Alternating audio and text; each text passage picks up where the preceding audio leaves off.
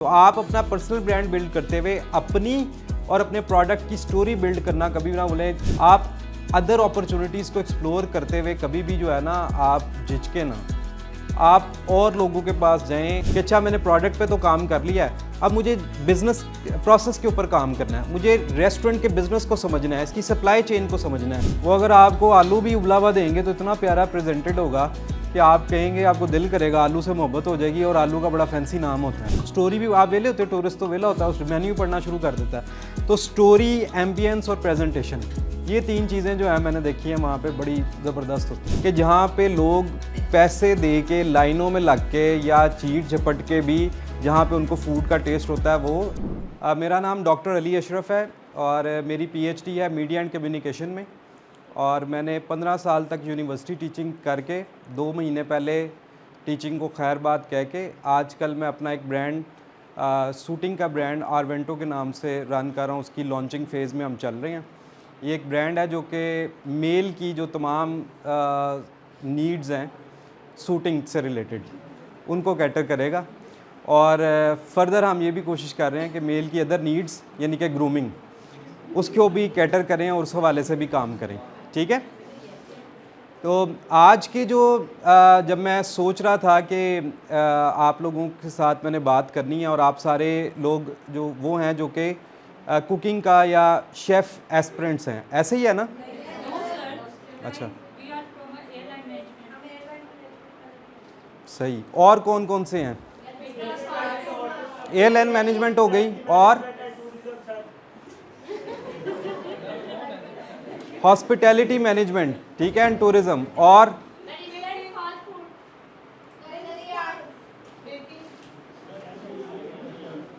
सही। और sorry, culinary arts, baking. अच्छा, ये मतलब सारे जो आपने बताए हैं सारे मेरे ख्याल से कज़न्स ही हैं आपस में, ये सारी फील्ड्स जो हैं। सॉरी, हाँ। अच्छा, मैंने लेक्चर को इस तरह से प्लान किया है खामोशी से सुने भाई। अच्छा, आप लोग अगर खामोशी से सुन लेंगे तो हम ज़रा अच्छे तरीके से इस सारे जो है ना इसको नेगोशिएट कर लेंगे। अदरवाइज़ आपका और मेरा दोनों का टाइम ज़ाया होगा, जो कि हम दोनों नहीं चाहते यहाँ पे ना, आप भी नहीं चाहते और मैं भी नहीं चाहता। तो इसलिए अगर आप में से कोई पार्टिसिपेट करना चाहता है, बोलना चाहता है, तो इस बात का ख्याल रखें कि 1 बाय 1 है, रेज़ योर हैंड, और आप जो है वो कोई भी बात करना चाहे कर ले, लेकिन ख़ुद से। और दूसरा जो हमने यहाँ पे रूल रखना है वो ये है कि आपस में क्रॉस टॉक नहीं करनी, एक का जवाब दूसरा नहीं देगा, ठीक है ना? तो मेरा ख्याल है स्कूलिंग करने की ज़रूरत नहीं है, आप सारे माशाल्लाह ग्रोन अप हैं और मैच्योर बच्चे हैं। तो बात हो रही थी कि आज हम जो है वो डिस्कस ये करने जा रहे हैं, फोकस मैंने इसको टूरिज़म और हॉस्पिटैलिटी के उस पर फोकस किया। लेकिन यहाँ कोई भी अगर जूते बनाने से लेके कोई और एयरलाइन मैनेजमेंट तक जो भी है उसके लिए there is some take away, और वो आई होप कि वो यहाँ से जो ये कोई ऐसा नहीं है कि जनरली मैंने इसको आउटलाइन किया है ताकि आप लोग इस हवाले से कुछ ना कुछ यहाँ से लेके जाएं। ठीक है। मुझे घूमने फिरने का बहुत शौक़ है, किताबें लिखने का शौक़ है। मैंने टूरिज़म पर्पज़ के लिए मोर दैन 15 कंट्रीज़ ट्रैवल किए हैं और मेरी एस्पिरेशन ये है कि मैंने इंशाल्लाह अगर अल्लाह ताला ने तौफ़ीक दी तो मैंने पूरी दुनिया घूमनी है। ठीक है। तो अभी तक मैंने यूरोप तकरीबन सारा घूम फिर लिया, जिसमें Germany, France, Spain, Italy, Greece, चेक रिपब्लिक और you name it, Netherlands, Japan, Turkey और सारा ये गल्फ़। तो इनको मैंने एक्सप्लोर किया। और बुक्स लिखने का शौक़ है, लिखने पढ़ने का शौक़ है, जो कि अब काफ़ी हद तक ख़त्म होता हुआ एक शौक़ है। तो स्लाइड्स मेरा ख्याल है रेडी हो गई हैं। अच्छा, आप सारे जिस नीश से बिलोंग करते हैं, जो इस वक्त यहाँ पे मौजूद हैं और बैठे हुए हैं, उनके लिए गुड न्यूज़ ये है कि आप लोग जो हैं इतनी जल्दी रिप्लेसेबल नहीं हैं। ठीक है। जो लोग हॉस्पिटैलिटी इंडस्ट्री से, चाहे वो एयरलाइन की इंडस्ट्री है, एयरलाइन इंडस्ट्री भी हॉस्पिटैलिटी में ही आ जाती है। तो ये जो स्किल्स हैं आपको पता है कि पिछले, क्योंकि मैं ख़ुद 15 साल से यूनिवर्सिटी टीचिंग करता रहा हूँ, तो यूनिवर्सिटीज़ में एक बहुत डिबेट रहती थी हमेशा, अभी भी है स्टिल, कि एक भेड़ चाल चलती थी, उसमें एडमिशन्स होना शुरू हो जाते थे और एडमिशन्स होते रहते थे और फिर उसका स्कोप डिक्लाइन की तरफ चला जाता था, फिर कोई नई फील्ड इमर्ज होती थी। लेकिन अब जो इस वक्त चैलेंज आया है, ये ऐसा चैलेंज है जिसने तमाम डिग्रीज़ को इक्वली टारगेट किया या इक्वली इफ़ेक्ट किया या इक्वली हार्म किया।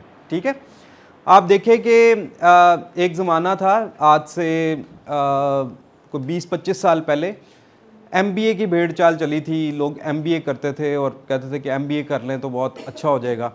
उसके बाद फिर MBA आया, तो दरमियान में जब 2007-8 में मीडिया एंड कम्युनिकेशन का एक दौर चला, जब टीवी चैनल्स यहाँ पे बनना शुरू हुए, प्राइवेट टीवी चैनल्स यहाँ पर आए और बहुत सारे टीवी चैनल्स बने और सारा उनका जो एक इंफ्रास्ट्रक्चर फैला, बहुत सारी जॉब्स आई, फिर वो डिक्लाइन हुआ।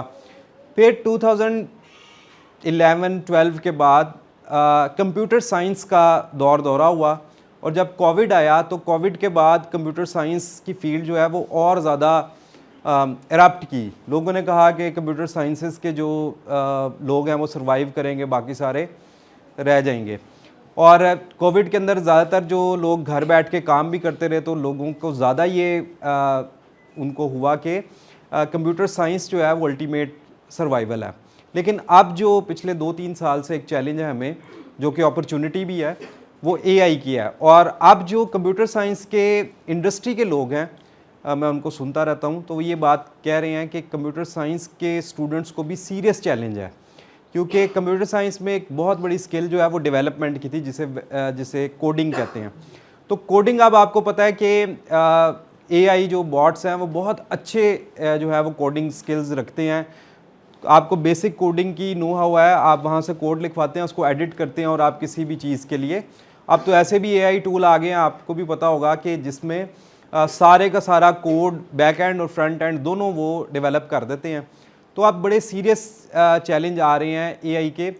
ऑब्वियसली इसके अंदर अपॉर्चुनिटी भी है, क्योंकि AI के बॉट्स को ट्रेन करने के लिए भी कंप्यूटर साइंस या डेटा साइंटिस्ट की ज़रूरत है, तो फील्ड इमर्ज होती रहती है।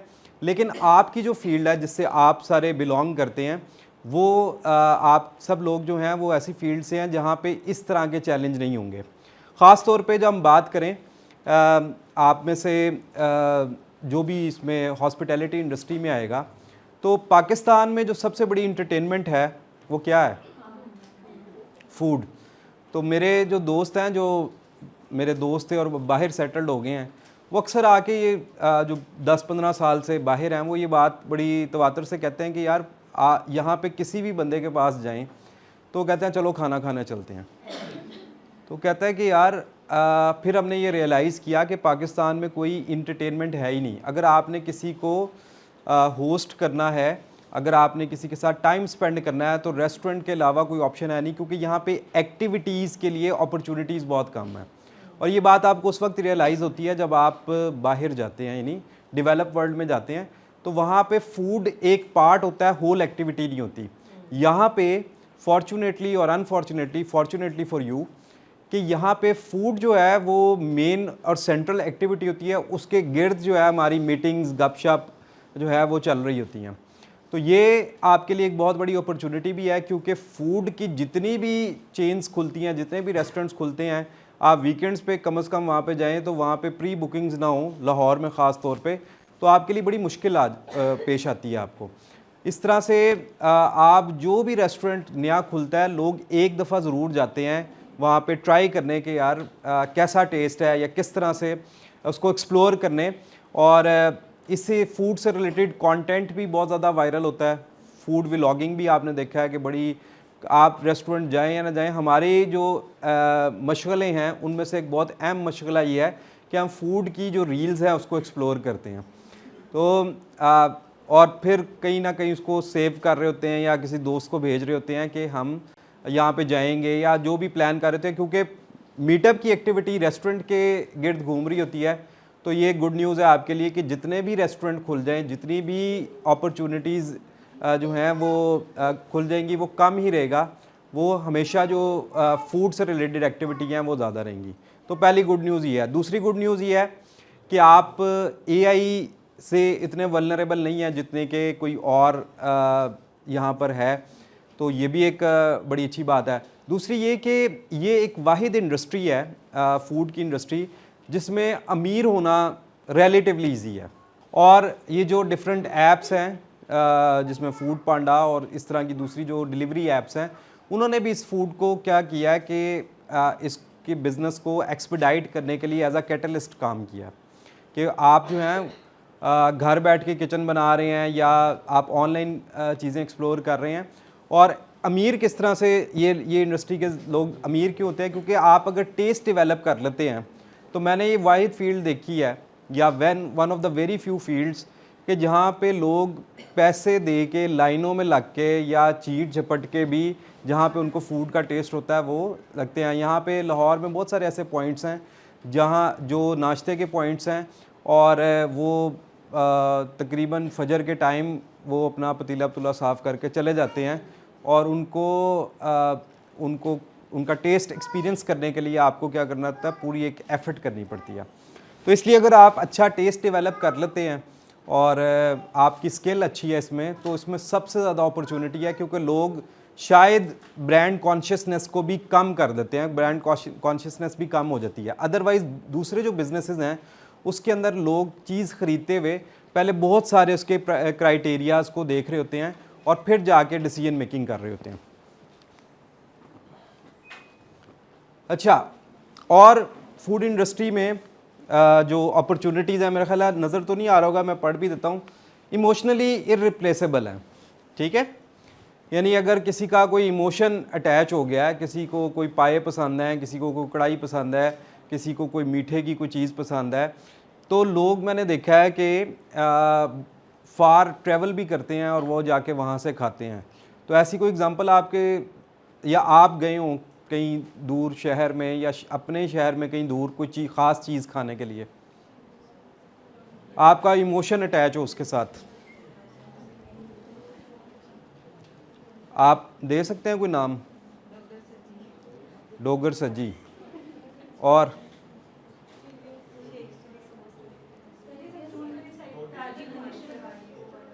बिल्कुल ठीक, ठीक है, चीज़ियस। और किसके पाए? चंक एंड चीज़ का पास्ता। तहजीब, तहजीब जब आया था तो लाइनें लग गई थी यहाँ पे लाहौर में। क्रम्बल भी। अच्छा, आपकी हमारी जनरेशन जो है ना, क्योंकि आपकी और हमारी जनरेशन में फ़र्क है, तो हमारी जनरेशन जो है ना वो मियाँ जी की दाल खाने जाती थी लाला मूसा, ठीक है। और आप लोग हो सकता है या कुछ लोग इस बात को कहें कि आप जो है 150 किलोमीटर जाते थे दाल खाने। तो ये आपका इमोशन एक अटैच हो जाता है किसी चीज़ के साथ, तो ये आप क्या करते हैं कि आप फिर ROI को माइनस कर देते हैं, फिर आपका इमोशनल ROI होता है, रिटर्न ऑन इन्वेस्टमेंट, कि आपने यहाँ से लाला मूसा जाना है तो उस वक्त भी 2-3 हज़ार रुपये का पेट्रोल लगता था और आप जो है वो 300 रुपये की दाल वहाँ पे खाने जाते थे 200-300 रुपये का और 2-3 हज़ार का पेट्रोल लगा के। तो ये इमोशन जब अटैच हो जाता है आपका, तो फिर क्या है कि आपके फूड के साथ कोई ना कोई इमोशन। फिर एक्सक्लूसिव मार्केट है, यानी आपकी ग्रोथ बहुत एक्सप्लोसिव है। यहाँ पे लोकल मैंने कुछ सक्सेस स्टोरीज़ भी ऐड की हैं, आगे डिस्कस भी होंगी। जिस तरह जब हम स्टूडेंट्स थे, पंजाब यूनिवर्सिटी में पढ़ते थे, तो हम डैगवुड के सैंडविच खाने जाते थे, ठीक है। तो हमने उनको देखा कि कैसे वो ढाबा था, ढाबे से दुकान बनी, दुकान से जो है वो प्लाज़ा बना, प्लाज़े से अब उनकी मल्टीपल जो हैं वो बन गई हैं, ब्रांचेस बन गई हैं, या हो सकता है फ्रेंचाइज भी हों। तो ये आपकी क्या है कि ग्रोथ बड़ी एक्सप्लोसिव है। फिर रैपिड वेल्थ क्रिएशन, यानी ये वो है ऑल्दो कि इसकी सप्लाई चेन इस बिज़नेस की थोड़ी सी टफ़ है, इसमें ड्यूटी बहुत आपको देनी पड़ती है, लेकिन आपका वो कहते हैं ना कि bigger the effort bigger the reward. तो आपकी रैपिड वेल्थ क्रिएशन है। जिस तरह मैंने कहा कि आपने अगर अमीर होना है तो ये आपके लिए एक बहुत अच्छी जो है एक अपॉर्चुनिटी है। अच्छा, ये तो आप सबको ही मेरे ख्याल से पता है, बताने की ज़रूरत नहीं है कि ये फूड का ऐसा बिज़नेस है जो कि जिस पे वाकई में ये सादिक आता है कि इट्स नेवर टू लेट। तो KFC की स्टोरी हम सबको पता है, हमने सुनी हुई है कि KFC की स्टोरी जो है उसने अपने बिल्कुल आखिरी कह लो ना कि आखिरी राउंड में, आखिरी पावर प्ले में उसने ये चिकन का जो फार्मूला उसने जो बनाता था उसने बेचना शुरू किया, और बेचते बेचते अब जो है दुनिया के बड़े बड़े ब्रांड्स में से एक ब्रांड है KFC का। अच्छा, पाकिस्तानी सक्सेस स्टोरीज़, अच्छा ये मैंने ना रिसर्च करके सारी वो सक्सेस स्टोरीज़ ली हैं जिन्होंने under 1 million rupees business start किया था। मैंने वो एक्सक्लूड कर दिए हैं जिन्होंने पहले दिन से ही बहुत फैंसी किस्म का आउटलेट बनाया, उसमें अच्छे शेफ़ हायर किए, शेफ़ हायर करने के बाद एक बड़ा फैंसी किस्म का मेन्यू डेवलप किया, उसकी मार्केटिंग पे बहुत पैसे लगाए, तो वो मैंने एक्सक्लूड कर दिए हैं। इंक्लूड कौन से बिजनेसेस किए हैं जिन्होंने 10 लाख के अंदर, 1 मिलियन के अंदर जो है वो अपना स्टार्टअप स्टार्ट किया। तो अगर आपके लिए भी ये एक इंस्पिरेशन है कि आज चलें, जब इन्होंने शुरू किया तो आज के 2 मिलियन हो, इसको डबल कर लें, कुछ ज़्यादा पुराने ये लोग नहीं हैं, तो आज अगर आपके पास 2 मिलियन खुद हैं या इतना कर्जा आपको बैंक से या कोई रिश्तेदार, आपको 2 million is not a big deal for business, ठीक है। तो आप लोग भी देखना करना चाहें तो स्टूडेंट बिरयानी, आपको पता है कराची का एक स्टार्टअप था, और किस तरह से यूनिवर्सिटी एरियाज़ के इर्द गिर्द, हॉस्टल एरियाज़ के इर्द गिर्द स्टार्टअप स्टार्ट हुआ, और करते करते करते आज स्टूडेंट्स की भी और अदरवाइज़ भी एक बड़ी सक्सेस स्टोरी है। चीज़ियस हमारे पास एक लोकल सक्सेस स्टोरी है। इनके जो ऑनर हैं उनके आपने डिफरेंट जगह इंटरव्यूज़ भी सुना होगा इमरान साहब का, तो उनकी भी बड़ी हम्बल बिगनिंग है, इन्होंने बिल्कुल छोटे स्टार्टअप से स्टार्ट लिया और आज। इसके अलावा जोनी एंड जुगनू, आपने खाया है लाहौर में जोनी एंड जुगनू? जोनी एंड जुगनू की भी, जी कुछ कहना चाह रही? जॉनी एंड जुगनू की भी बिल्कुल यही इसी तरह की स्टार्टिंग है कि उन्होंने बड़ा हम्बल स्टार्ट किया। OTPT, हाँ, 1 पोटैटो 2 पोटैटो, ठीक है। इनकी भी यही स्टोरी थी कि हम्बल बिगनिंग थी, स्टार्ट किया। कबाब जीज़ आजकल लोगों के बड़े फेवरेट हैं, इन्होंने भी अंडर 1 मिलियन जो है वो स्टार्ट किया। बुंदू खान की भी from barbecue to like a fancy restaurant. अच्छा, बट कढ़ाई, ठीक है, ऑल्दो कि आजकल जो है वो सही वाली ढूंढना भी एक टास्क बन चुका है, तो इसको भी हम आगे डिस्कस करेंगे कि क्या ब्रांड बिल्डिंग करते हुए क्या गलती करते हैं जनरली भी और फूड में भी, ठीक है। और चाय शाय, हाउडी और फोर्क एंड नाइफ्स, ये सारे वो स्टार्टअप्स हैं जिन्होंने अंडर 1 मिलियन स्टार्ट किया। इसलिए मैंने कहा कि सारी वो स्टोरीज़ मैंने एक्सक्लूड की हैं, और भी बहुत सारी सक्सेस स्टोरीज़ हैं, लेकिन ये वो स्टोरीज़ हैं जो कि लो बजट से स्टार्ट हुई थी और आप क्या हैं बड़ी फैंसी रेस्टोरेंट और बड़े अच्छे लेवल पर ऑपरेट कर रही हैं। अच्छा, मुझे जो है ना एक गिला रहता है अपने तमाम ये रेस्टोरेंट इंडस्ट्री से और ओवरऑल बिजनेस से भी। वो गिला ये है कि ये लोग ना क्या ऐसी वजह है कि KFC और मैकडोनल्ड्स बहुत आम से मतलब बर्गर्स और फ्राइज़ और इस तरह चीज़ें बेच रहे हैं ना, कोई इतना ख़ास टेस्ट भी नहीं है। हमारे जो रेस्टोरेंट्स हैं उनके पास वैरायटी भी बहुत है और टेस्ट भी बहुत है, लेकिन वो कोई भी जो है ना MNC नहीं बन सके, मल्टीनेशनल कॉरपोरेशन नहीं बन सके, या हमारे बिजनेसेस क्या गलतियां करते हैं जिसकी वजह से कोई मैकडोनल्ड्स या KFC या उस तरह का बिग ब्रांड नहीं बन पाता। हालांकि इनमें पोटेंशियल मैकडोनल्ड्स और KFC और किसी भी इंटरनेशनल चेन से ज़्यादा होता है। तो ये थोड़ी सी मैंने इसको जॉट डाउन किया है कि क्या क्या होते हैं। एक तो ये है फर्स्ट के कोई लॉन्ग टर्म विजन नहीं होता, हम अपनी प्रैक्टिसेस में लॉन्ग टर्म विजन जो है वो लैक करते हैं। लॉन्ग टर्म विजन का मतलब क्या है कि आप लोग ये सोचें कि आपका एक अल्टीमेट पर्पस या गोल क्या है। पैसा जिस तरह है ना कि पैसा फॉलो करता है, अगर आपका अल्टीमेट गोल बड़ा है, आपका विजन बड़ा है, तो आपको पैसा अल्टीमेटली फॉलो करेगा। तो आप देखें कि जिस तरह फ़र्ज़ करें कि कोई फ़ास्ट फूड आप में से इंट्रोड्यूस करवाता है, फ़ास्ट फूड और लोकल का कोई मिक्सचर क्रिएट करते हैं तो वो एक रेसिपी जनरेट करते हैं। तो इसमें आपने आपका पर्पस डिफाइन करना है कि मैंने जो है पाकिस्तान का और अल्टीमेटली दुनिया का बेस्ट, ये जो भी मैं बना रहा हूँ उसमें बेस्ट मैंने करना है, ठीक है। फिर क्या है कि हम निगलेक्ट कर देते हैं अगेन ये कि ब्रांडिंग को हम निगलेक्ट कर देते हैं। फिर लेगेसी अगर किसी को मिलती है, जिस तरह आप लक्ष्मी चौक जाएं तो वहाँ पे आपको 15-20 बट कढ़ाई वाले विद साबका और लाहका आपको मिल जाएंगे। अच्छा, ये पाकिस्तान में ज़्यादा, ये डेवलपिंग कंट्री में है, जनरेशन बाय जनरेशन। पूरी दुनिया में आप सुन लें बिजनेसेस ऐसे ऑपरेट होते हैं, छोटे बड़े बिजनेसेस अपने आप को स्टॉक एक्सचेंज में रजिस्टर्ड करवाते हैं, ठीक है, और वो अपने शेयर्स सेल करते हैं। जिस तरह कोई बिजनेस बन गया तो ये आपकी मर्जी होती है कि आपने 10% शेयर सेल करें, 20% करें, 50% करें, वट एवर द परसेंटेज, और आपके बोर्ड ऑफ गवर्नर्स बनते हैं। अब वो लोग फैसला करते हैं कि कंपनी के मामलात कैसे चलेंगे।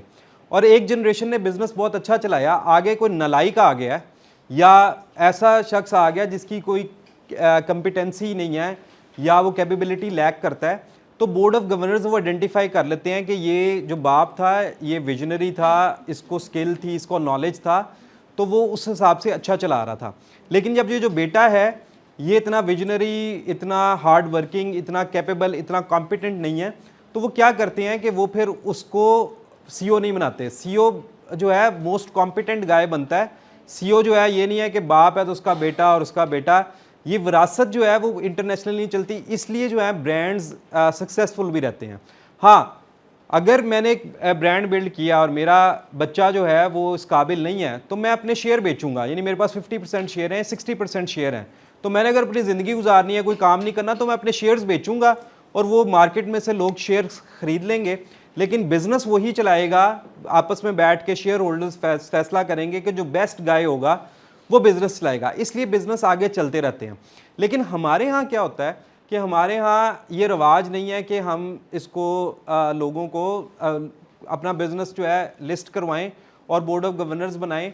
तो लेगेसी जो है कुछ लोग कैरी कर लेते हैं, most of the person legacy carry नहीं कर पाते। इसलिए लोकल बिजनेसेस जो हैं, जो आपने देख, हमारे मोहल्ले में एक नैते के चने वाला था, मैं गड़ी शो के करीब रहता हूँ, तो जामिया नीमा के साथ नैते वाला चने वाला था। अब वो जब ज़िंदा था तो बड़ा पॉपुलर था, उसके चने भी बड़े पॉपुलर थे, लेकिन जब वो फौत हुए अनायत साहब, तो उसके बाद ना वो टेस्ट रहा ना वो, बल्कि एक्सपैंड करने के वो छोटा होते होते आज वो बिल्कुल एक छोटी सी दुकान बन के रह गई है। तो यही वजह होती है कि लेगेसी ले लेना एक बात होती है, इसको कैरी करना is all together another thing, ठीक है। इसके अलावा नो मार्केटिंग इन्वेस्टमेंट। लोग समझते हैं कि यार मेरे पास तो रश ही नहीं ख़त्म हो रहा, मैं क्यों मार्केटिंग करूं। एक कॉमन मिथ है ना कि यार मेरे पास तो रश ही नहीं ख़त्म होता, मैं तो ऑर्डर ही नहीं पूरा करता, मैं क्यों मार्केटिंग करूं। यहाँ पे फिर लॉन्गर विजन जो है वो लैक करता है, क्योंकि अगर आपके पास आपकी डिमांड बहुत ज़्यादा है तो आप अपने रेट इंक्रीज़ करें। ये सिंपल मार्केट के रूल हैं, इसमें कोई रॉकेट साइंस नहीं है। अगर आप अपनी प्लेट 100 रुपये की बेच रहे हैं और आपकी डिमांड बहुत ज़्यादा है तो आप अपनी जो प्लेट है उसको 200 रुपये का कर दें। अगर फिर भी डिमांड नहीं पूरी हो रही तो 300 का करें, क्योंकि जब डिमांड सप्लाई का जितना गैप जो है वो रहता है उतना मार्केट फैक्टर्स एक्ट करते हैं। अच्छा, सिर्फ रेट नहीं बढ़ाते जाना बल्कि उसकी क्वालिटी को भी इंक्रीज़ करना। अगर आप छोटी दुकान में बैठे हैं तो आप बड़ी दुकान में जाएँ, अगर आप बड़ी दुकान में बैठे हैं तो आप उसमें इंफ्रास्ट्रक्चर और चीज़ें अच्छी लेके आएँ। अगर इंफ्रास्ट्रक्चर और चीज़ें अच्छी आ गई हैं, उसको और इम्प्रूव करें, उसको और एक्सटेंड करें, और फिर अगर ये भी हो चुका, सैचुरेशन आ गई, तो और फ्रेंचाइज करें या और अपनी ब्रांचेस या आउटलेट्स खोलें। तो इस तरह से आप क्या करेंगे, और फिर आपको मैं अक्सर ये टॉक्स देते हुए बात कहता हूँ कि आपको क्वालिटी कस्टमर चाहिए। हर क्लाइंट को क्वालिटी कस्टमर चाहिए। क्वालिटी कस्टमर क्या है कि जो ज़्यादा पे करे, ज़्यादा पे करने के लिए तैयार हो और लेस पैनिक क्रिएट करे, यानी बक कम करे और पैसे ज़्यादा दे, ठीक है। हर बिजनेसेस को जो है इस तरह के क्लाइंट्स चाहिए। तो जब आप मार्केटिंग करते हैं तो आपके पास क्या होता है कि क्वालिटी क्लाइंट्स आते हैं।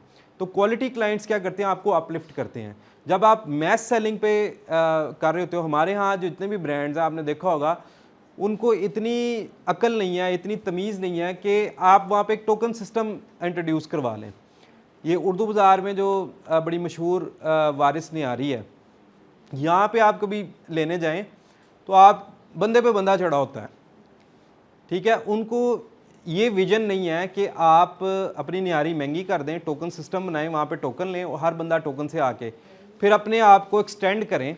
अगर आपका टेस्ट है, अपने आप को एक्सटेंड करें, अपने आप ज़्यादा जगह ले लें, अच्छी जगह ले लें, उसको साइंटिफिक कर लें, ऑनलाइन बुकिंग कर लें, मतलब और बहुत सारी चीज़ें हैं जो कि आजकल कॉमन सेंस है। लेकिन वो इस बात पे ही खुश हैं कि हमारे पास तो जो आप वो हम पतीला खोलते हैं तो 150 बंदा लाइन 150 बंदा इंतज़ार कर रहा होता है और हमारी। तो ये आपकी जब आप ब्रांड बिल्डिंग कर रहे होते हैं अपनी, जब आप आगे जाके किसी ब्रांड के साथ अटैच होंगे या अपना कोई ब्रांड बिल्ड करेंगे, तो इस चीज़ों को आप जो है वो ज़हन में रखिएगा। अच्छा, फिर ऑपरेशनल इनकन्सिस्टेंसी, यानी कि आप कभी तो बहुत अच्छा बिहेव कर देंगे, कभी आप बहुत बुरा बिहेव करेंगे, कभी आप जो है वो बहुत अच्छी सर्विस देंगे और जब रश पड़ जाएगा तो आप चिड़चिड़े हो जाएंगे, आप बदतमीज़ी भी करेंगे। और इस तरह की बहुत सारी जो, जिस तरह मैंने पहले भी जिक्र किया कि ऑपरेशनल इनकन्सिस्टेंसी जो है। फिर कस्टमर डेटा, आजकल तो जिस तरह एआई का दौर है, इससे पहले भी तो डेटा को क्या कहा जाता था, डेटा इज़ गोल्ड, ठीक है। तो अगर आपके पास कस्टमर का डेटा नहीं है कि वो क्या चीज़ पसंद कर रहा है और वो कैसे कर रहा है, ना आपने उससे कभी जाके पूछा है, तो फिर आप कभी भी जो है बड़ा ब्रांड बिल्ड नहीं कर सकते, आप उस वाले से कभी भी एक्सप्लोर नहीं कर सकते, ठीक है। फिर ईयर प्लान कि आपकी, मेरे जिस तरह मैंने कहा कि मेरे घर के पास सदीक मछली वाले हैं। अब सदीक मछली जो है वो सर्दियों में वही लाइनें लगी होती हैं, लेकिन जब गर्मी आती हैं या ऑफ सीज़न आता है, जिस तरह ऑफ सीज़न आ चुका है तकरीबन, तो मैंने उनको देखा है कि बिल्कुल वेले बैठे होते हैं, कोई उनकी वो अपनी वो लेके बैठे होते हैं। आप कभी गुज़र हुआ हो उस रोड से, लामा इकबाल रोड से, बिल्कुल खाली बैठे होते हैं। तो ये जो चीज़ है, इसको प्लान आउट करना है कि आपके जब ऑफ सीज़न है तो आपने ऑफ सीज़न में क्या करना है। आप ब्रांड तो बन चुके ना, आपको लोग जानते हैं, आपका नाम जानते हैं, तो आपने ऑफ सीज़न में क्या करना है। हर बिज़नेस को पता है कि जब उनकी कुछ रिक्वायरमेंट है, कुछ ट्रेनिंग्स हैं, कुछ इंफ्रास्ट्रक्चर उन्होंने बिल्ड करना है, कुछ सोर्सिंग करनी है, कुछ कंस्ट्रक्शन करनी है, कुछ भी करना है, तो वो क्या करेंगे। जी प्लीज़। देखिए जो तो वो देखिए, मैं जब का पैदा हुआ हूँ ना, मैं उनको उसी तरह से ही देख रहा हूँ। तो वो ये करें कि वो हंट करें इर्द गिर्द की जगह, ठीक है। उनके बाद बहुत सारे वहाँ पे उसी रोड पे, लामा इकबाल रोड पे आए लोगों ने फैंसी रेस्टोरेंट्स बना लिए हैं। तो उनको पैसों का तो मसला नहीं है ना, सदीक वालों को पैसों का मसला नहीं है, तो वो उस एरिया में अपने रोड पे हंट करें, कोई अच्छी सी जगह लें, उसको अच्छा सा डेवलप करें, उसको डेवलप करके एक अच्छा सा फैंसी रेस्टोरेंट बनाएं जिसमें वो सिर्फ मछली बेचें।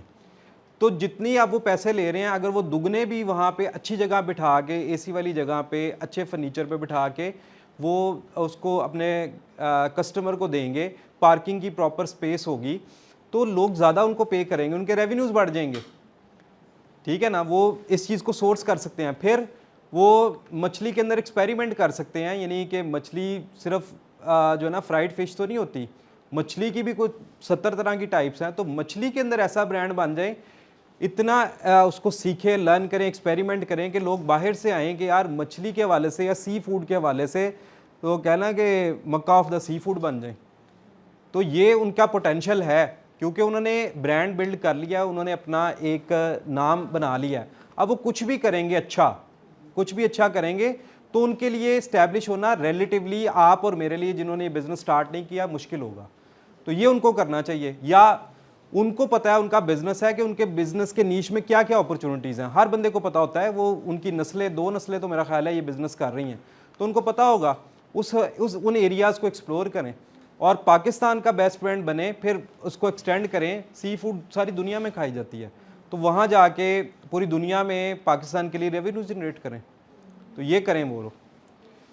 अच्छा, स्टैग्नेंट मेन्यू, जिस तरह मैंने पहले कहा कि वो एक ही तली हुई फ़िश, वो 2 नस्लें हो गई हैं, वो बेच रहे हैं, कुछ एक्सपेरिमेंट नहीं किया कि किस तरह से। पुअर लोकेशन स्ट्रेटजी, अगेन वही बात कि लोकेशन ऐसी है कि वहाँ पे पार्किंग नहीं है, पार्किंग नहीं मिल रही, एम्बियंस नहीं है बैठने वाला, ठीक है, पीपल आर रेडी टू पे।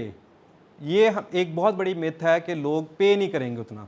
लोग कहते हैं कि मुझे सर्विस दो, जितना पे करना है मैं पे करूँगा। हर तरह के जो हैं लोग यहाँ पे मौजूद हैं जो कि आपको पे करने के लिए रेडी हैं, ठीक है। फिर फाइनेंशियल सिस्टम या फाइनेंशियल इकोसिस्टम नहीं डेवलप करने के लिए अपने आप को। तो ये जो मिस्टेक्स हैं। अच्छा, फिर अगेन हर कोई बात करता है कि गलतियाँ वो कर देते हैं, तो करना क्या चाहिए उनको भी और आप लोगों को भी, क्योंकि आपने भी कल ग्रो करके एक बड़ा बिजनेस बनना है इंशाल्लाह, और आपने जिस बिज़नेस के साथ अटैच होना है कोशिश करना है उसको भी बड़ा बिज़नेस बनाएं, क्योंकि जब आप उसे बड़ा बिज़नेस बनाएंगे तो जाहिर बात है आप भी तरक्की करेंगे, ठीक है। तो सबसे पहली बात जो आपको करनी है इस स्टेज पे जहाँ पे अभी आप बैठे हुए हैं, आपको अपना पर्सनल ब्रांड बिल्ड करना है। पर्सनल ब्रांड एक ज़बरदस्त अप्रोच है आजकल की मॉडर्न जो प्रमोशन, एडवर्टाइजिंग एंड पीआर के हवाले से। पर्सनल ब्रांडिंग क्या है? पर्सनल ब्रांडिंग ये है कि आप जो काम करें इतना अच्छा करें कि आपसे अच्छा कोई वो काम ना कर सके, ठीक है।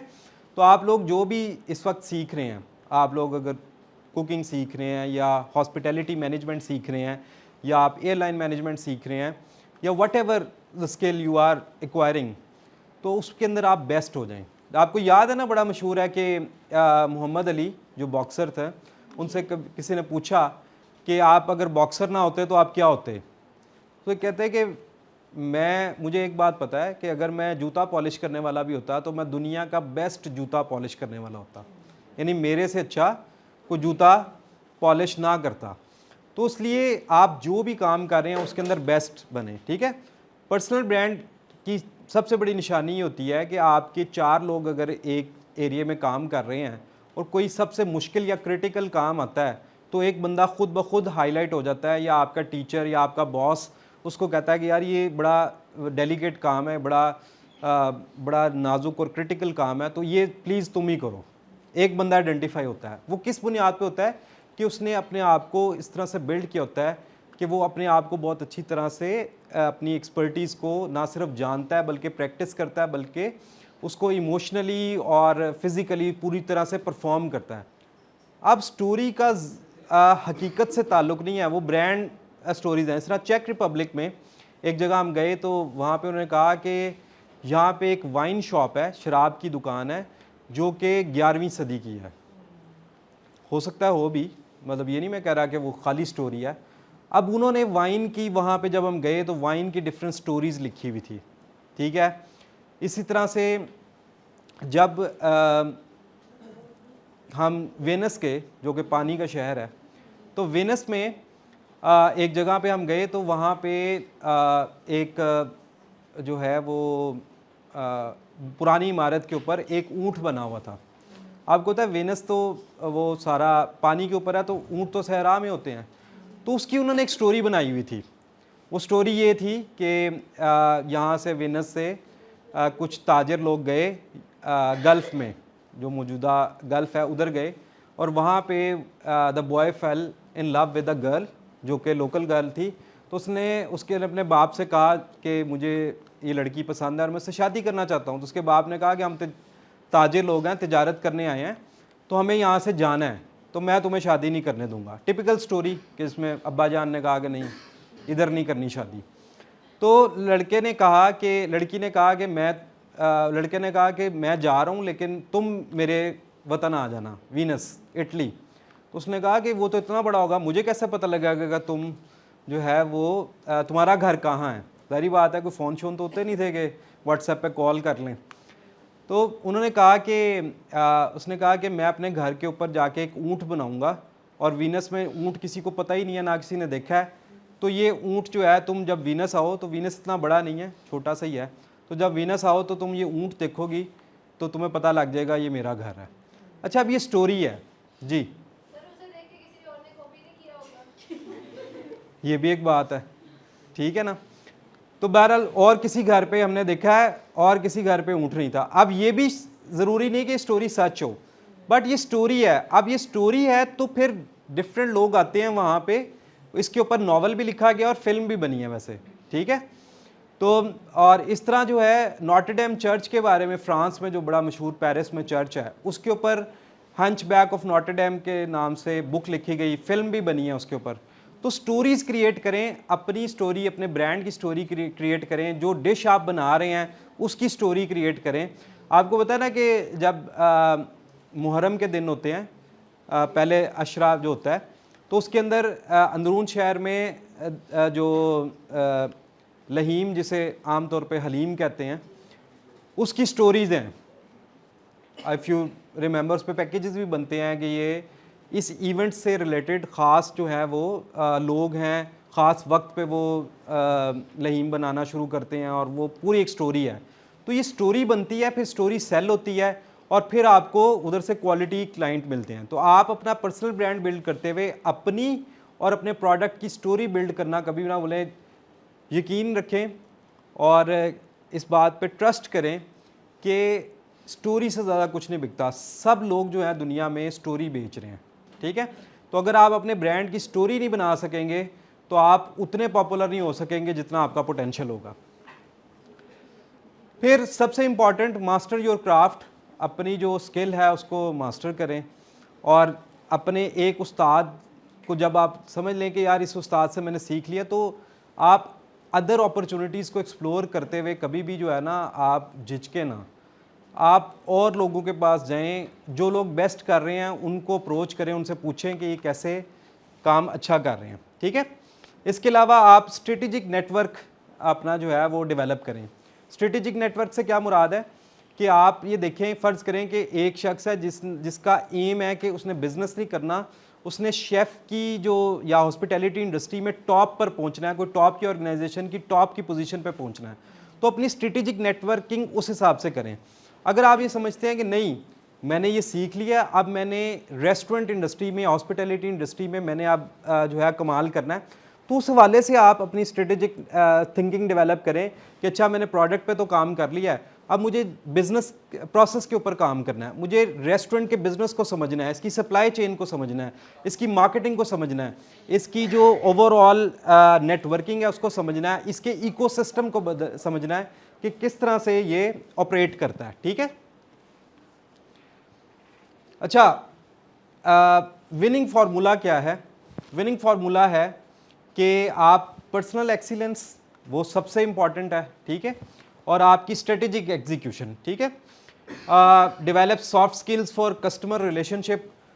हॉस्पिटैलिटी इंडस्ट्री में इतना इम्पॉर्टेंट, वैसे तो किसी भी इंडस्ट्री में, लेकिन हॉस्पिटैलिटी इंडस्ट्री में इतना इम्पॉर्टेंट है आपकी हार्ड स्किल्स के साथ साथ आपकी सॉफ्ट स्किल्स। आप में से बहुत सारे लोग जो हैं, हो सकता है कि फ्रंट एंड पे जाके कस्टमर से डील ना करें, लेकिन जब कोई क्रिटिकल जो है मोमेंट आता है, फ़र्ज़ करें कि उसने कहा कि यार ये क्या बकवास बना हुआ है, ये तो बिल्कुल ऐसा होता ही नहीं है, आप जिसने बनाया ना उसको बुला के लाएं।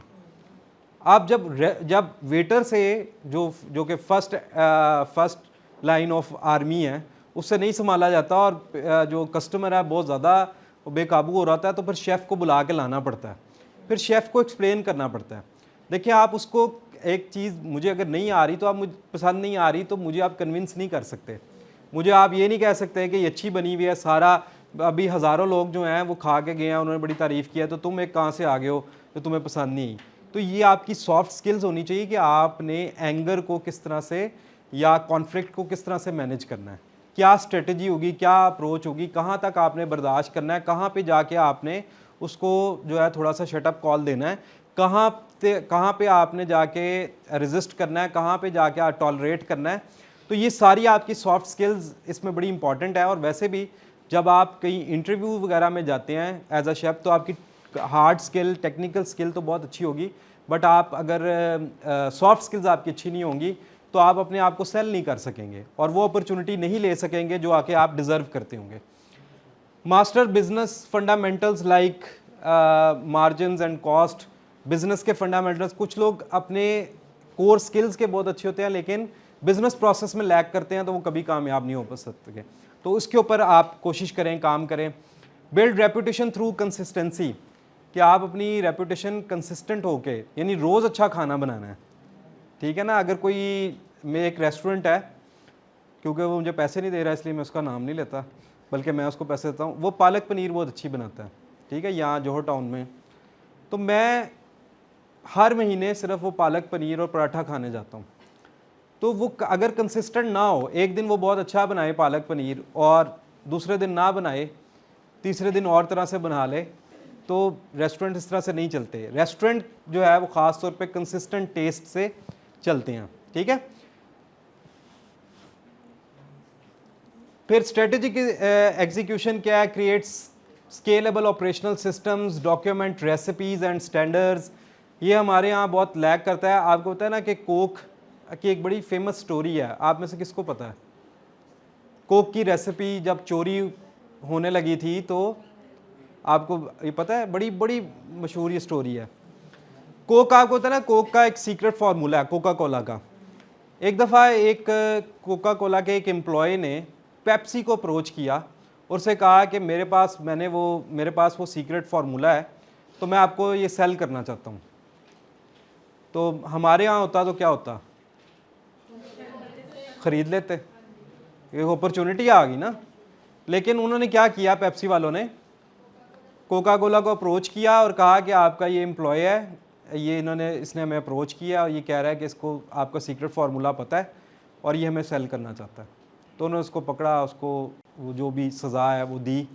तो ये भी आपका एक देख लें कि कंपटीशन का, कंपेटिटर्स का आपस में एक ऐसा भी हाई एथिकल जो है ना वो रिश्ता है।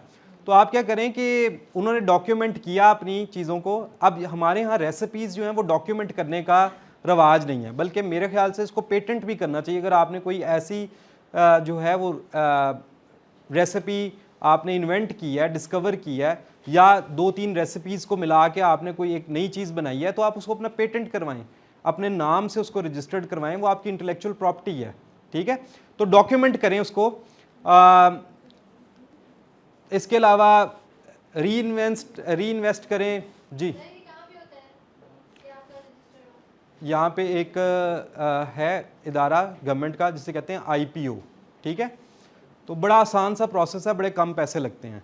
तो आप वहाँ पे IPO जाके आप IPO अपना करवा लें, वो आपकी इंटेलेक्चुअल प्रॉपर्टी आपके नाम रजिस्टर्ड हो जाएगी। फिर अगर कोई और उसको इस्तेमाल करने लगेगा या आपको लगता है कि मेरी रेसिपी या कोई सुन के इस्तेमाल कर लेगा, तो आप उसको सू कर सकते हैं। वो आपको उसका जो भी उसकी लोकल हमारे यहाँ सारी दुनिया में इंटेलेक्चुअल प्रॉपर्टी की अगर आपको कोई यूज़ कर रहा है तो उसको फ़ाइन्स हैं, सज़ाएँ हैं, तो वो उसको देनी पड़ेंगी, करनी पड़ेंगी, ठीक है जी। सर अगर बाय चांस सेम रेसिपी बन जाए, अगर बाय चांस सेम रेसिपी बन जाए,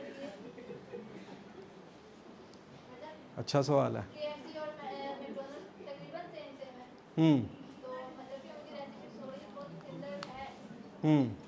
तो अगर ऐसा हो कि वो बिल्कुल ऐसे चीज़ वैसे बन जाए, उसने चोरी भी ना की हो, फिर उसका क्या हाल है? अच्छा, पेटेंट वही करवाता है जो कि कोई यूनिक चीज़ हो, ठीक है ना। अगर सारी दुनिया इस तरह से कोट बना रही है और मैं पेटेंट पे चला जाता हूँ और मैं कहता हूँ कि एक कोट है जिसका ये एक लैपेल है, 2 बटन्स हैं और ये जो है वो पॉकेट्स तक इसकी लेंथ है और इसमें ऐसे 2 बटन लगे हुए हैं, तो लोग जो हैं 3 बटन यहाँ पे लगे हुए हैं, तो ये मेरी इंटेलेक्चुअल प्रॉपर्टी नहीं है, ये तो चल रहा है। बर्गर जो जैसे चल रहा है वो वैसे चल रहा है, ठीक है ना। आपने फ़र्ज़ करें कि कीमे वाला बर्गर या करेलों वाला बर्गर आपने इंट्रोड्यूस करवाया, ठीक है, कि बर्गर है जिसके अंदर करेले हैं, ठीक है, साथ और भी 2-3 सब्जियां हैं, तो हो सकता है, ये तो हो सकता है कि आपकी इंटेलेक्चुअल प्रॉपर्टी हो, ठीक है ना। लेकिन ये नहीं हो सकता कि आप एक बर्गर जिसमें सैलड और पैटी और बन हो, तो उसको आप कैसे, या सॉस हो, तो उसको कैसे आप इंटेलेक्चुअल प्रॉपर्टी क्लेम कर सकते हैं। तो बाय चांस जो है, बाय चांस चीज़ें जी। हमारे सर ने बताया था कि उन्होंने जितना हाउडी के साथ वो किया है, कॉन्ट्रैक्ट साइन के बाद नहीं मतलब कि शेयर करेंगे, बट वो सिखाते हुए हमें फिर भी टिप्स दे रहे हैं और हम भी वो फॉलो करें, तो वैसा हो सकता है ना? हो सकता है। अच्छा, क्योंकि अब ये इंडस्ट्री का नॉलेज नहीं है मुझे, मतलब कि इसमें रेसिपीज़ किस तरह से होती हैं कितना, तो मैं इस वाले से सर बात कर रहे हैं ना, जैसे मैकडॉनल्ड्स और KFC है ना, ठीक है, अभी ज़्यादा किसकी हाइप है? KFC की है, ठीक है। उससे थोड़ा सा कहीं ना कहीं मैकडॉनल्ड्स का भी मिलता जुलता टेस्ट है, तो हम उसके बारे में पूछ सकते हैं। अच्छा, इसमें ना ये बात भी है कि ये सिर्फ रेसिपी या टेस्ट नहीं है, इसके अंदर और बहुत सारी चीज़ें हैं। जिस तरह KFC की बात करें तो KFC में जितनी आपको ज़बरदस्त डील्स मिलती हैं और जितनी वैल्यू फॉर मनी मिलती है वो मैकडोनल्ड्स में नहीं मिलती। तो मैं जब बच्चों को अपने लेके जाता हूँ तो मैं KFC प्रेफर करता हूँ, क्योंकि मुझे पता है कि मुझे वहाँ पे 10 तरह की डील्स मिल जानी है और मुझे पता है कि मैकडोनल्ड्स में मुझे डील नहीं मिलनी। ठीक है ना। एक तो उन्होंने ना इसको थॉट आउट किया हुआ है, इसको प्लान किया हुआ है टूरिज़्म को। मैं आपको एक छोटी सी एक एग्जांपल देता हूँ। टूरिज़्म का मतलब है कि जब टूरिस्ट निकले घर से तो उसकी जेबें खाली हों, क्योंकि जब मैं सैर करने निकलता हूँ तो मैं सेविंग रखता हूँ, अपनी जेब में पैसे रखता हूँ और जो जो चीज़ मुझे पसंद आ रही होती है मैंने वहाँ पे स्पेंड करना होता है। मैं ये जहन बना के निकला हूँ कि मैंने यहाँ पे इंजॉय करना है और स्पेंडिंग करनी है। ऐसा नहीं है कि मैं जेब खाली है और मैं टूरिज़्म पे निकला हूँ और मैं टूरिज़्म करने गया हूँ। ठीक है, थोड़े या ज़्यादा टूरिस्ट के जेब में पैसे होते हैं और वो इसलिए होते हैं कि उसको स्पेंड करे और ख़ुशी हासिल करे। मैं आपको छोटी सी एग्जांपल देता हूँ कि टोक्यो में, जापान का जो शहर टोक्यो, वहाँ पे एक भी ऐसा मोनूमेंट नहीं है जो यहाँ पे लाहौर में है। हालांकि टोक्यो आप देखते हैं कि सुनते हैं कि टोक्यो एक बहुत बड़ा शहर है। टोक्यो सारे का सारा कंक्रीट है, सीमेंट है। वहाँ पे कोई ऐसे हमारे जिस तरह शाही किला या बादशाही मस्जिद या शालीमार गार्डन, इस तरह की कोई हेरिटेज मुझे नज़र नहीं आया। और वहाँ पे कुछ वो हैं उनके पुराने, लेकिन वो हेरिटेज नहीं है इतने। टोक्यो में कुछ भी नहीं है। खाली टोक्यो में जब मैं 2018 में गया था तो 2018 में 4 करोड़ टूरिस्ट आए थे वहाँ पे। उनके पास कुछ भी नहीं है। हमारे पास तो इतना हेरिटेज है ना, उनके पास कुछ भी नहीं। मैं आपको बताऊँ, टोक्यो में एक स्काई ट्री है। स्काई ट्री समझ लें कि उनका मीनार पाकिस्तान। ये बुर्ज खलीफा से जब नहीं बना था तो दुनिया की टॉलेस्ट बिल्डिंग जो है स्काई ट्री थी टोक्यो की। अच्छा, जब ये स्काई ट्री में हम गए तो स्काई ट्री की एंट्रेंस पे ना आपको तकरीबन 100-200 मीटर अंदर जो है वो चल के जाना पड़ता है और आपकी राइट लेफ्ट जो है ना सारे के सारे मल्टीनेशनल चेन्स हैं। अब आप जा रहे हैं ना, आपका कॉफ़ी पीने को दिल करेगा, आपका कोई चीज़ सोवेनियर लेने को दिल करेगा, आप कुछ ना कुछ उठा लेंगे। ठीक है, आपके पास कम पैसे हैं, ज़्यादा पैसे हैं। अच्छा, फिर आप जाते हैं टोक्यो स्काई ट्री पे। स्काई ट्री पे ऊपर जाते हैं, ऊपर 10 तरह की एक्टिविटीज़ हैं। आप स्काई ट्री पे तस्वीर बनवा लें, आप वहाँ पे स्काई ट्री पे ऊपर थिएटर है वो देख लें, आप वहाँ से पोस्ट कर दें पोस्ट कार्ड लेके कि I am coming at sky tree, I remember you. तो आप वहाँ से पोस्ट करें तो वो आपके घर पे पोस्ट होगा। फिर जब आप नीचे उतरते हैं स्काई ट्री से तो आपकी जो एंट्रेंस है ना वो आपका एग्ज़िट नहीं है, एग्ज़िट आपका और है। एग्ज़िट आप लेते हैं एक मॉल में, वहाँ पे आप 100 मीटर्स की वॉक करते हैं और फिर आप एग्ज़िट करते हैं। जब मॉल से आप गुजरते हैं तो इतना चलने का रास्ता है सिर्फ, इर्द गिर्द आपके स्टॉल ही स्टॉल, चीज़ें ही चीज़ें, यानी आप ना चाहते हुए भी चीज़ों से टकराएंगे, आपको नज़र आएंगी चीज़ें, आपको स्टॉल नज़र आएंगे। अब ये एक स्काई ट्री है जो कि एक कॉन्क्रीट की बिल्डिंग है, वहाँ पर उन्होंने इतनी इकोनॉमिक एक्टिविटी जनरेट की है कि जो बंदा घर से सोच के गया है कि मैंने सिर्फ स्काई ट्री देखना है, मैंने स्पेंडिंग नहीं करनी, तो वो कहीं ना कहीं मजबूर हो जाएगा एक सोवेनियर लेने पे। कोई 10 येन की चीज़, कोई 100 येन की चीज़, कोई 150 येन की, कोई 1000 येन की चीज़, कोई मतलब इस तरह से। अब सेम जो है अप्लाई करें आप बादशाही मस्जिद, शाही किला या शालीमार गार्डन चले जाएं। आप जेब में 500 रुपया लेके जाएं और आप मुझे खर्च के दिखा दें वहाँ पे, क्योंकि कोई इकोनॉमिक एक्टिविटी जनरेट ही नहीं की, कोई विजन ही नहीं है ना कि जब टूरिस्ट यहाँ पे आ गया है तो उसकी जेब से पैसा कैसे निकालना है। वहाँ पे एक्टिविटी जनरेट करनी पड़ती हैं। तो हमारी जो मैंने चीज़ इंटरनेशनल टूरिज़्म में और यहाँ के टूरिज़्म में जो फ़र्क देखा है सबसे बड़ा, वो ये है कि इन अल्लाह करे अब बहुत बेहतर हो रहा है, ये वॉल सिटी अथॉरिटी काफ़ी अच्छा काम कर रही है, लेकिन ये विज़न भी है कि आपने जब टूरिस्ट आ गया है तो उसकी जेब से पैसा लगवाना है। और मैंने देखा है कि यूरोप में और तमाम डेवलप वर्ल्ड में उन्होंने ऐसी एक्टिविटीज़ जनरेट की हुई हैं कि आप ना करते भी ना आपकी जेब में से पैसे लगते हैं। जब आप पैसे लगेंगे तो इंडस्ट्री वो लोकल बूस्ट होती है, इकोनॉमिक एक्टिविटी जनरेट होती है, ज़्यादा से ज़्यादा लोग उसमें आते हैं, उसमें डेवलपमेंट होती है, इंप्रूवमेंट होती है और ओवरऑल सेक्टर क्या होता है, उठ जाता है और ज़्यादा से ज़्यादा टूरिस्ट आते हैं वहाँ पे। जी, एनीथिंग। टूरिस्ट जो है वो आते हैं तो वो मतलब कि यहाँ से इतनी चीज़ें नहीं लेकर जाते, जब यहाँ से लोग जाते हैं तो वो वहाँ की चीज़ें बाई यही बात है कि हम बेचते ही नहीं है। हम चीज़ रखेंगे नहीं सामने तो कहाँ से वो लेंगे। चाहे जितना बादशाह मस्जिद वहाँ पे भी चीज़ें होंगी, हाथ से बनी होंगी और बहुत सी चीज़ें होंगी, लोगों की नीड के मुताबिक नहीं आ रहा था उसमें। कहाँ पे बादशाही मस्जिद में आप कहाँ पे हैं मुझे बताएं, मैं तो हर महीने जाता हूँ। यार वो जो बड़ी बड़ी सीढ़ियाँ उसके पास ही उसके पास क्या है वो चने की दाल वाला या जूस पानी बोतल वाला जो इसने बाल्टी में रखी हुई है, शो बनी है ब्लू कलर की। वो सवेनियर शॉप इतनी कॉम्प्रोमाइज्ड है, इतनी छोटी है और इतना वो है कि आपको वो एक्सपीरियंस आता नहीं। इसलिए आपको इंटरनेशनल स्टैंडर्ड मीट करने पड़ेंगे, फिर आपकी जेब से पैसा निकलेगा। इन्होंने पूछा है कि फूड इंडस्ट्री में या रेस्टोरेंट इंडस्ट्री में वहाँ पे यूरोप में या डेवलप वर्ल्ड में और हमारे में क्या जो है ना वो फ़र्क है। सबसे बड़ा फ़र्क जो है ना प्रेजेंटेशन का है। वो अगर आपको आलू भी उबला हुआ देंगे तो इतना प्यारा प्रेजेंटेड होगा कि आप कहेंगे, आपको दिल करेगा, आलू से मोहब्बत हो जाएगी। और आलू का बड़ा फैंसी नाम होता है, ठीक है। तो मैंने जो एक्सपीरियंस किया, मैं कोई टेक्निकल फूड का बंदा नहीं हूँ, लेकिन जो एज अ टूरिस्ट मैंने एक्सपीरियंस किया है कि उनके पास ना कोई ज़्यादा जगह भी नहीं होती, जगह का बड़ा वहाँ पे फुकदान है।